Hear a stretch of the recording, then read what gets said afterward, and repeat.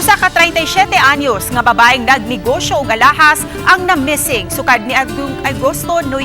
Si Jocelyn Alce, taga H. Labra Street, Barangay Guadalupe, Cebu City, gingong nibiya sa ilang panimay sa Nasoy Petsa kay makig-meet up sa wa miilhing reseller dito sa Nakbayan sa Talisay.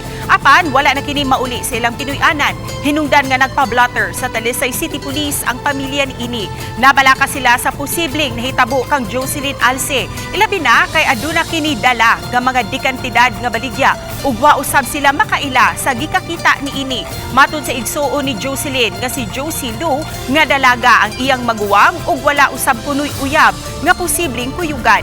Nanawagan ang pamilya sa mga nakaila sa pagkontak sa cellphone number 0932-779-2686 o kaha sa mga police stations.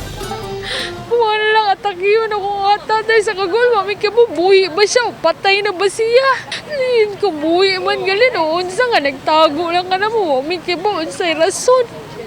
Aluoy, taon ko na mulin. Ay, inadyan lalim. Ay, kamu inadyan kaayo sa tinuod lang.